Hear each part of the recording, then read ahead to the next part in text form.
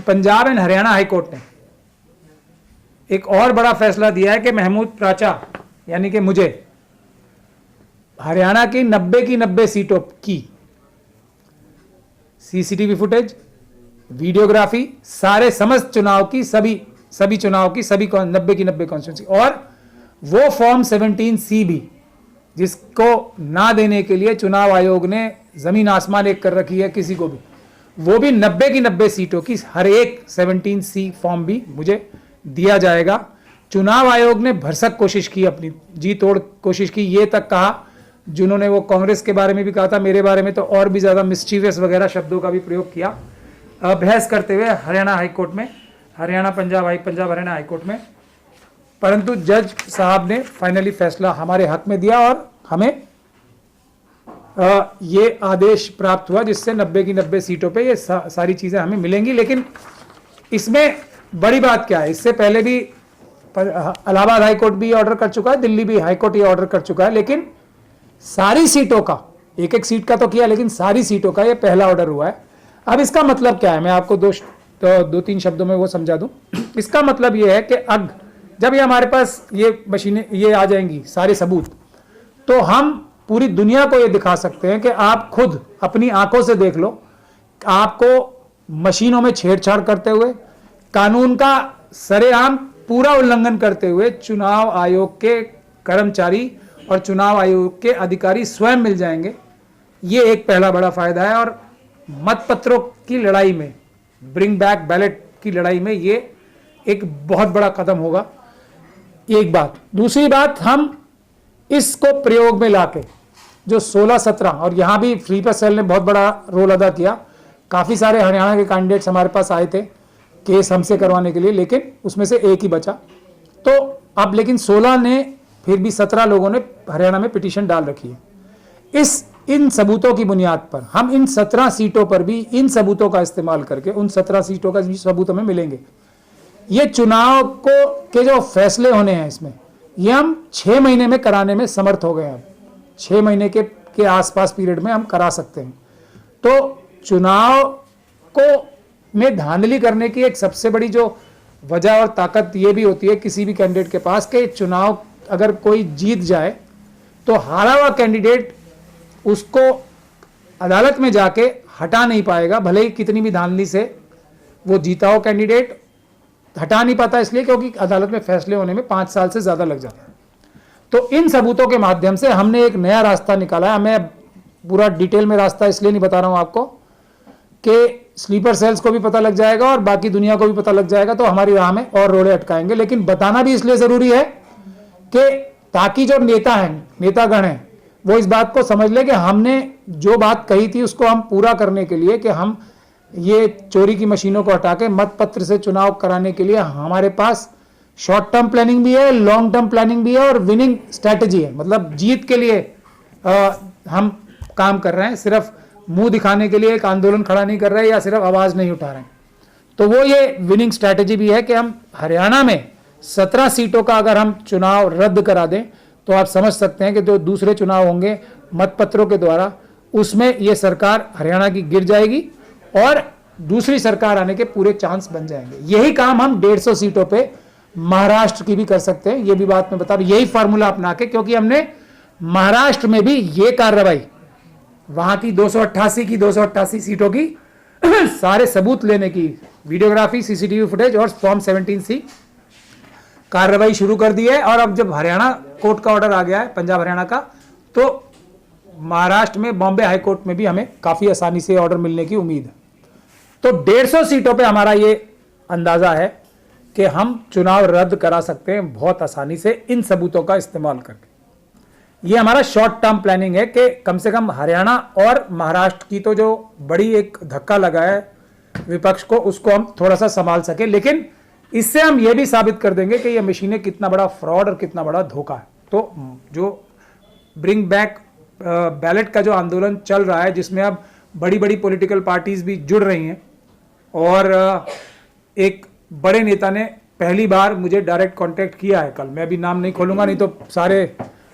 RSS, ED, PD सब उनके पीछे पड़ जाएंगे, क्योंकि सबसे बड़ा डर यही होता है कहीं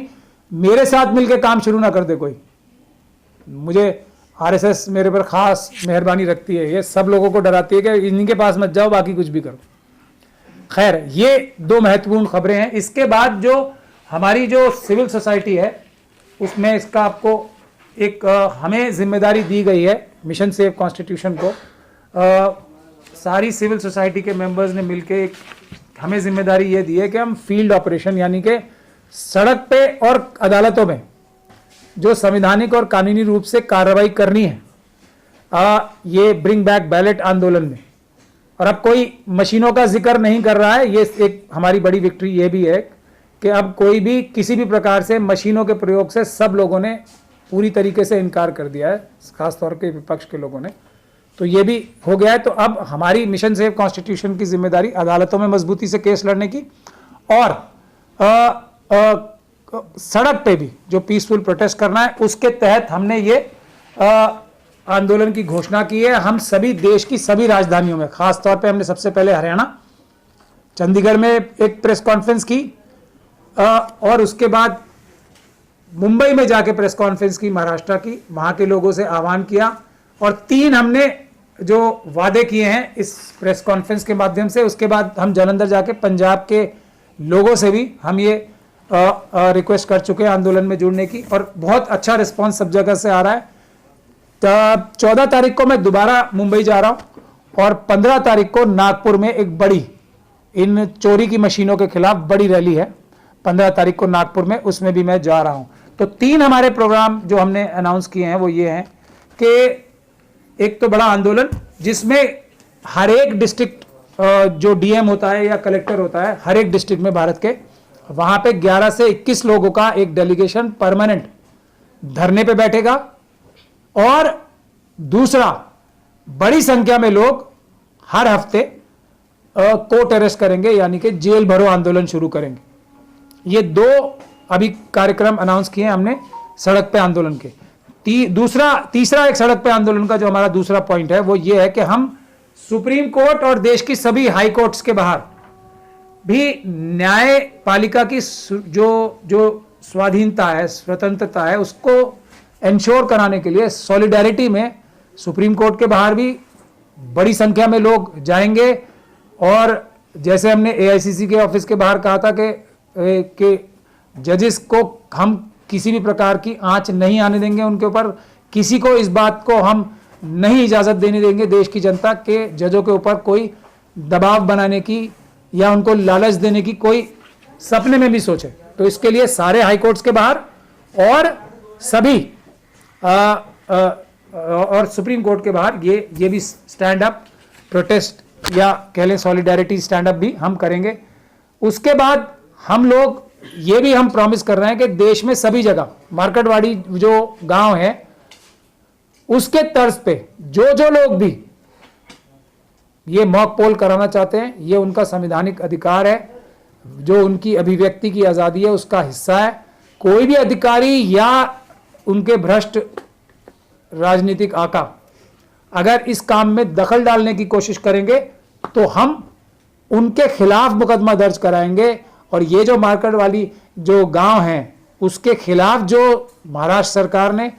और वहां की लोकल पुलिस ने जो एफआईआर की है, इसको हम क्वैश भी कराएंगे और वापस मुकदमा उनके खिलाफ कराएंगे कि वो देश में जो अभिव्यक्ति की आज़ादी है उसके खिलाफ काम कर रहे हैं और एक खास पॉलिटिकल पार्टी के साथ कॉन्स्पिरेसी में काम कर रहे हैं। अदालतों से भी अच्छे ऑर्डर्स आने शुरू हो गए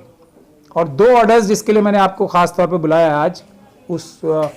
वो हैं, एक तो है जो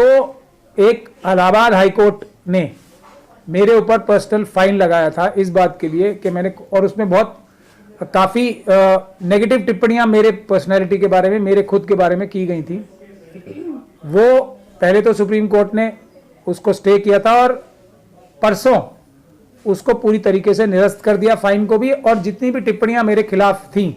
उनको निरस्त कर दिया। तो मैं आपको ये बता दूं, जब वो आर्टिकल छपा था, वो जजमेंट आई थी मेरे ऊपर इलाहाबाद हाई कोर्ट की फाइन की, तो ऑफ इंडिया ले लें, चाहे ये सारे क्रिमिनल जितने भी पत्रकार कहने की कोशिश करते हैं, उन्होंने बड़े बड़े आर्टिकल्स बड़े बड़े वो लिखे थे कि मुझे पता नहीं क्या क्या बोला था कि मेरा फ्रॉड पकड़ा गया और मैं झूठ बोलता हूँ और ये और वो, और कोर्ट ने लताड़ लगा दी।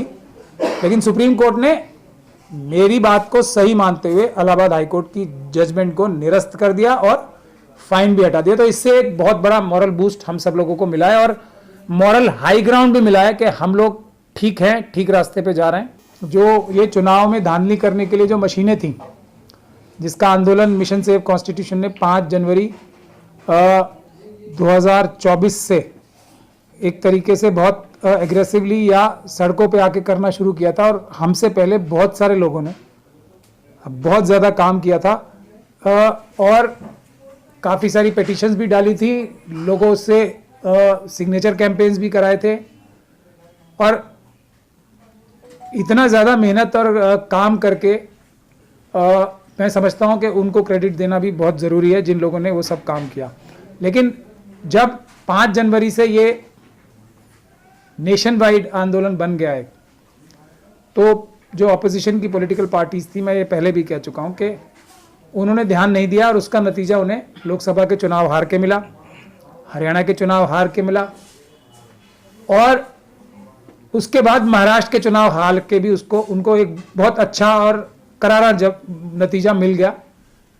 हम लोगों ने, जो सिविल सोसाइटी के लोग हैं, जिसमें सिटीजन कमीशन ऑफ इलेक्शंस कह लें, ईवीएम हटाओ संयुक्त मोर्चा कह लें, बहुत सारे लोग जो पहले थे उसमें से बहुत सारे हमारे साथी, कुछ लोग थक के चले गए, कुछ लोगों के पास दूसरे और उनकी समझ से जो बेहतर मुद्दे थे वो, लेकिन कुछ मुट्ठी भर लोग थे जो इस काम की इम्पोर्टेंस को समझ के कि अगर ये चुनाव में चोरी की मशीनें हट जाएंगी, मतपत्र से चुनाव होने लगेगा, तो सभी जो आरएसएस और बीजेपी की खराबियां हैं उसको दूर करने में इससे सबसे बड़ा फायदा मिलेगा। कुछ लोग लगे रहे और अल्टीमेटली आज इस दौरान हमने काफ़ी चोट भी लगी हम सब लोगों को, ये मुट्ठी भर साथियों को हमारे अदालतों ने फाइन भी लगाए और एक नया कैंपेन भी हम लोगों के खिलाफ शुरू हुआ। लेकिन अल्टीमेटली विजय सच की ही होती है और आज इस बात को एक बार फिर साबित करने का समय आ गया है। महाराष्ट्र के चुनाव से पहले हमने एक बहुत ही भारी मन से ये भी एक कैंपेन शुरू किया कि जितनी भी बड़ी बड़ी पॉलिटिकल पार्टीज हैं उनके अंदर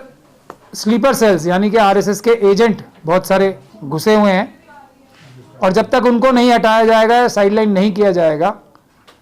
तब तक ये लड़ाई सिरे तक नहीं पहुंच सकती। वो लोग पूरी ताकत आज भी लगा रहे हैं कि किसी प्रकार से मुद्दा जो है भटक जाए। लेकिन मार्केटवाड़ी जो गांव है,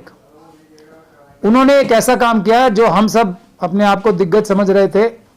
वो सब हम उनके सामने बौने पड़ गए। ये आइडिया हमें से किसी को भी नहीं आया, जो हम लोग इस लड़ाई को लड़ने में कुछ मुट्ठी भर लोग बचे हुए थे,